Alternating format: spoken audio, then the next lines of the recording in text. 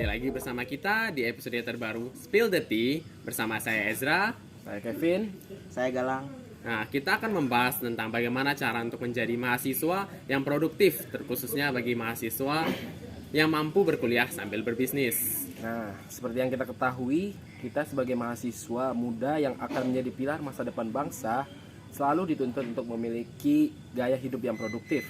Ada banyak hal yang bisa dilakukan kita sebagai mahasiswa untuk selalu produktif, seperti mengikuti organisasi kampus maupun di luar kampus, dan juga mengikuti UKM-UKM yang ada untuk melatih bakat yang kita miliki. Nah, selain hal-hal tersebut, kita juga dapat melakukan bisnis-bisnis pribadi yang selain dapat membantu keuangan kita secara pribadi, sedikit banyak itu juga akan menjadi katalis untuk meningkatkan perekonomian bangsa. Kuliah sambil berbisnis bukan suatu hal yang mustahil untuk dilakukan. Mulai dari bisnis jasa, jual aksesoris fashion, sampai makanan bisa dilakukan mahasiswa di sela-sela kegiatan. Nah, sudah banyak juga kisah sukses mahasiswa yang kuliah sambil berbisnis. Nah, untuk menggali hal tersebut lebih dalam lagi, saat ini sudah hadir bersama kita salah satu teman saya yang bisa dibilang telah berhasil menjadi mahasiswa yang produktif, yang selain ikut organisasi mahasiswa, dia juga menjalankan bisnis online. Please introduce yourself, perkenalkan diri. Ya, kenalin, nama aku Mika dari Prodi Matematika Universitas Udayana dan aku sekarang lagi mulai bisnis. Nah, ini sekarang kan topik kita nih bisnis Mik nih. Nah, bisnis apa sih yang lagi kamu jalanin saat ini? Bisnis yang lagi aku jalanin sekarang itu lebih ke dunia pendidikan ya, terutama di stationery-nya. Jadi aku tuh senang sama catatan-catatan yang bagus, jadi aku mau jadi fasilitatornya.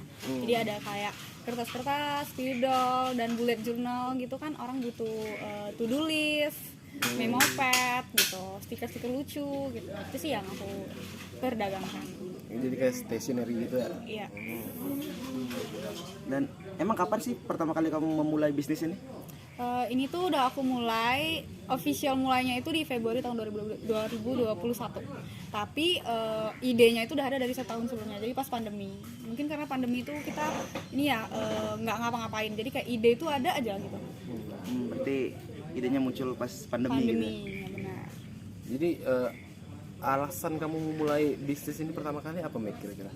Apa karena gabut gitu, nggak ada kerjaan atau? Ya, salah satunya sih karena kegiatan organisasi udah selesai. Terus merasa kayak kita masih muda nih, kenapa nggak coba-coba aja? Karena banyak yang bilang kan kita itu punya stok untuk gagal. Jadi kenapa aku nggak habisin semudah mungkin? Jadi coba aja deh. Terus kebetulan dapat partner juga. Terus ya idenya aku senang dan itu bagian yang aku senang juga. Terus ya udah deh coba aja. Tapi nggak langsung mulai sih. Memang kayak agak lama juga itu kayak mikirin konsepnya, caranya rame gimana, itu lumayan juga sih.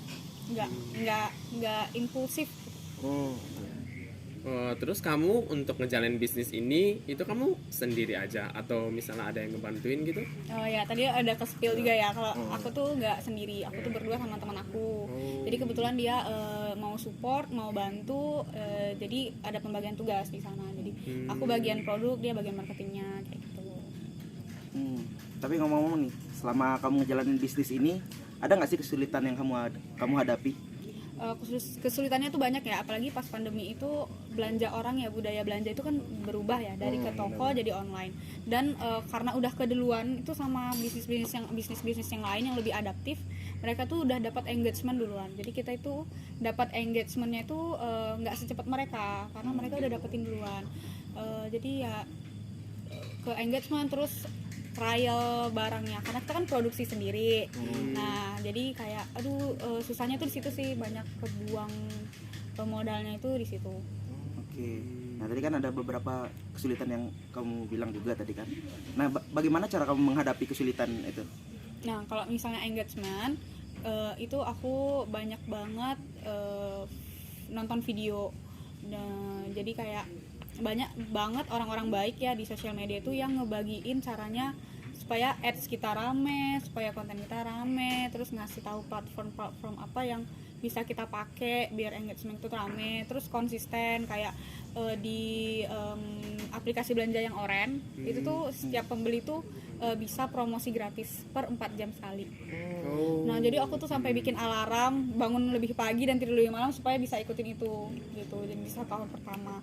Jadi sebenarnya kuncinya ya kalau mau ya konsisten. Memang sih waktu itu sempat juga di TikTok itu konsisten bikin video satu hari satu. Sebenarnya itu sih yang penting. Terus itu banyak tips. Terus kalau misalnya trial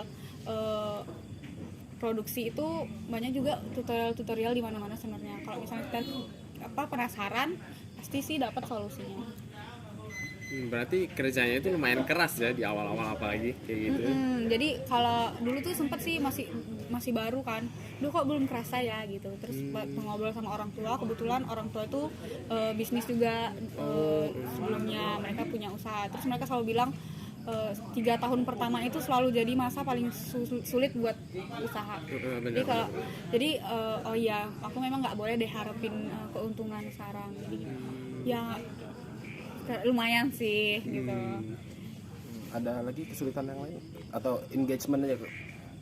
Engagement itu yang paling pertama biasanya, kesulitan pertama gitu ya, kalau karena bisnis online gitu ya. Benar, karena orang lain udah dapet tipsnya duluan gitu.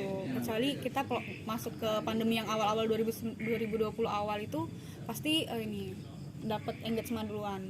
Tapi karena kita mulainya setahun setelahnya, jadi tips itu udah banyak yang tahu. Terus algoritma berubah-berubah gitu kan. Itu sih yang paling susah. Oke, nah nih Mika nih kan berkuliah sambil berbisnis nih. Nah, kira-kira bisnis ini mengganggu nggak kegiatan perkuliahan kamu?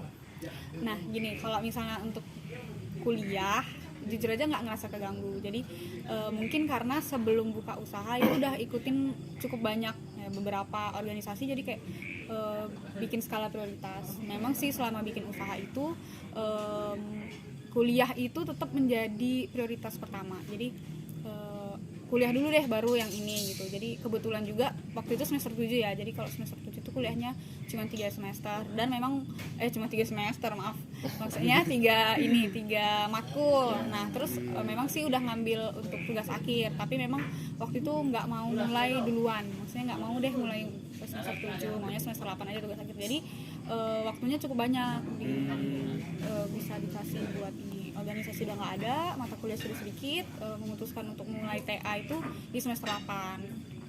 Ya, tapi bisa kita ambil kesimpulan walaupun perkuliahannya dikit tapi tetap utamain perkuliahan pastinya kan. Benar. Karena kita kan dititipin nih sama orang tua, jadi kan nggak enak. Jadi kita inget amanah tujuannya kita kuliah. Nah terus tuh jadi kan selama kita kuliah ini, nah kita kerja aja itu udah kayak susah banget kan ngatur waktunya. Apalagi kamu itu pas itu situasinya masih kuliah, apalagi semester 7 sebenarnya kan masih agak nyusun skripsi juga ya harusnya. Nah itu kan pasti jadi sibuk banget nih. Terus jadi kamu gimana tuh cara untuk ngatur waktunya biar gak kelabakan begitu? Nah, oke, makasih pertanyaannya. Iya. Berat. Karena gini, kuliahnya kan cuma 3 matkul dan kebetulan 3 matkul ada 2 matkul yang 1 dosen yang sama. Jadi kayak ya hitungannya 2 kuliah ya. Dan jarang banget kuliah itu dadakan. Itu yang aku syukurin. Jadi kayak semester 7 kuliah sedikit dan jarang banget dadakan. Jadi tahu gitu. Dan kalau misalnya ada project pun selalu jangka panjang. Jadi nggak pernah yang oke, ini tugas kalian dikumpul gini gitu.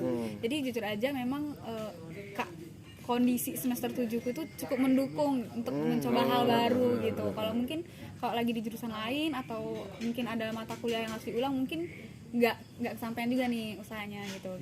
Jadi kebetulan dapat kemudahan soal waktu, ya udah dibiar saja. Memang jadinya kayak nggak sering jadinya main sama teman-teman, itu nggak sering jadinya organisasi, aduh nggak dulu deh gitu, fokus sama konten. Gitu. Pengorbanannya di situ lah jadinya. Ngumpul-ngumpul sama temennya berkurang. Kebetulan pandemi juga, jadi ya. Oh iya. Jadi PPKM di mana-mana ya. Nggak bisa banyak daripada nongkrong juga. diusir Gitu. nih pas nongkrong kan. Ya berarti situasinya memang mendukung banget ya Mas. Mendukung banget waktu itu. Tapi sebenarnya kayak kalau kita punya ide nih, pasti segala hal jadi terasa mendukung sih. Oh iya, Ya benar-benar. bener kan. Kalau kita udah ngerasa oh ini bisnis ini aku banget gitu, jadi segala sesuatu pasti rasanya mendukung. Pasti enjoy banget ya, apalagi kayak yang kita suka kayak gitu. Nggak berasa. Iya. Oke. Nah, tadi kan kamu juga udah cerita tentang kesulitan yang kamu hadapi, terus cara kamu ngatur waktu antara bisnis dan berkuliah. Nah, sekarang selama kamu menjalani bisnis ini, dampak positif apa sih yang kamu dapatkan selama menjalankan bisnis Pasti ini? banyak dong. Iya. Yang paling berasa itu sebenarnya percaya diri. Jadi karena ini bisnis itu kan nggak kita buka deh langsung, nggak kan? Iya, Jadi nggak. ada harus mikirin strateginya, gimana caranya nambah followers itu susah banget. Terus itulah banyak gitu. Jadi aku kalau bisa yang susah ini, yang lain bisa dong. Gitu. Terus kayaknya jadi sekarang kayak sekarang ini udah lulus, bisa kali ya bisnis yang ini juga, bisnis yang itu juga, bisa kali ya. Jadi maksudnya kayak benar-benar. berani mulai jadinya, karena Jadi udah lebih pernah berani mulai. gitu. Iya, kalau kita udah sekali nih mulai pasti ketagihan yang kedua, ketiga kali gitu. Nah, nih hampir mau di akhir nih. Nih, kamu ada pesan-pesan nggak buat teman-teman yang mungkin ingin mulai bisnis online juga tapi takut gitu mau mulai? Ya, sekarang itu enak banget karena di sosial media tuh semuanya ngajarin kita buat improve diri. Kalau kita mau improve, termasuk improve soal usaha. Kalau kita mau aja belajar dari YouTube, TikTok, itu banyak banget cara-cara cepet, bukan cepet sih, maksudnya kayak cara yang kita dulu nggak bisa dapet, tapi ada orang yang bisa spill ini loh guys, kalau kalian mau buka usaha, ini loh caranya kalau misalnya kalian mau buka Shopee gitu, ini loh caranya ini. Jadi tutorialnya tuh banyak banget dan nggak susah kok sebenarnya. Yang penting kalau misalnya mau mulai usaha itu jangan asal-asal mulai, jangan impulsif, dipikirin kira-kira ini sesuatu yang kita seneng nggak. Nanti kalau misalnya kita trial bikin produk gagal, kita malah sedih atau malah penasaran. Itu sih yang kalau misalnya jadi sedih kayaknya dipikirin lagi, tapi kalau misalnya kalian jadi penasaran lanjutin gitu. Terus selagi masih muda kan, kita jadi mahasiswa itu lagi masa-masa bebasnya ya kan. Jadi ya waktu kita tuh banyak, iya sih uang nggak banyak ya mahasiswa ya, tapi waktu kita tuh Lagi banyak. perantau gitu. Iya, waktu kita tuh banyak, beda sama waktu kita udah lulus. Kita tuh kalau udah lulus udah uang nggak ada, waktu nggak ada ya kan. Iya, benar. Nah jadi pas jadi mahasiswa tuh manfaatin aja semua ininya, semua peluang yang ada tuh manfaatin aja. Kayak yang tadi aku bilang juga, kayak semua stok gagal tuh dihabisin di waktu kita masih muda-mudanya gitu. Benar, Karena nggak enak kan udah beruban gagal. Makanya Jadi kayak ya udah cobain aja semuanya, tapi ingat pesan orang tua kalau kita tuh di sini kuliah, jadi tetap prioritas. Memang nanti hasilnya nggak sebesar teman-teman yang jadiin bisnis itu prioritas, tapi kan kita di sini dititip sama orang tua gitu. Pesannya gitu, berani mencoba aja, jangan takut gagal gitu ya. Jangan takut gagal, Karena emang ya kalau mau gagal ya sekarang waktunya buat gagal. ya Karena benar, kita apalagi kita masih muda kan. Yang penting jangan impulsif. Nah ya harus berani tapi jangan impulsif juga, benar. Nah, jadi untuk pertanyaan terakhir nih, tadi kan kamu udah jelasin untuk pesan-pesannya kepada viewers kita. Sekarang kalau aku minta misalnya tips nih, untuk misalnya ada teman-teman kita atau penonton kita yang misalnya juga mau berbisnis sambil kuliah kayak gitu, tapi mereka tetap mau nih kalau misalnya fokus ke kuliah, jadi nilai mereka tetap tinggi, tapi bisnisnya juga masih bagus. Ada tipsnya nggak? Bisa dibagi mungkin? Iya. Kalau dari aku itu konten. Jadi sebenarnya ya teman-teman, aku tuh 1 tahun full konten. Terus full konten. Kontennya Jadi di mana? di TikTok. Nah, Oh, tapi iya. karena waktu itu si Shopee ini punya sarana lah, ngasih fasilitas. Kita tuh bisa iklan 4 jam sekali. Promosi itu ya. Promosi. Tapi sekarang nggak tahu ya, kayaknya udah hilang atau gimana, nggak update lagi. Jadi nggak bisa lagi tuh kayak gitu. Nah, jadi aku udah nggak marketing lagi lah istilahnya gitu ya, nggak marketing lagi di Shopee-nya, konten juga udah nggak full, cuman paling kalau ada orderan baru kita konten. Itu tapi income, maksudnya masuknya itu sama gitu, jumlah orderan itu sama waktu kita konsisten ngerjain konten sama sekarang. Itu kan pasti hasil dari kekonsistenan di awal gitu. benar. Jadi kalau misalnya mau bisnis tuh konsisten sama, ya memang harus diluangin waktunya gitu. Kalau misalnya mau ada orderan tapi nggak mau bangun lebih pagi, ya gimana gitu kan, harus ada salah satu yang dikorbankan. Itu sih kalau misalnya. Baik, Mika udah sharing nih cerita dia tentang menjadi mahasiswa yang berkuliah sambil berbisnis, dan bisa kita simpulkan juga bahwa menjalankan bisnis sambil berkuliah tidak mengganggu kegiatan perkuliahan. Jadi selama kita bisa mengatur waktu, kita bisa tetap produktif dan bisa melakukan banyak hal sekaligus. Menjalankan bisnis sambil berkuliah juga bisa menambah keuntungan, melatih manajemen uang dan waktu, dan bisa juga meringankan beban orang tua. Nah, oke. Terima kasih banyak Mika sudah meluangkan waktunya untuk sharing cerita dan pengalamannya dalam menjalani bisnis sambil berkuliah ini. Nah, semoga apa yang telah disampaikan dapat bermanfaat bagi para viewers, terutama teman-teman mahasiswa yang tertarik untuk menjalani bisnis sambil berkuliah, namun masih bingung untuk memulai dari mana.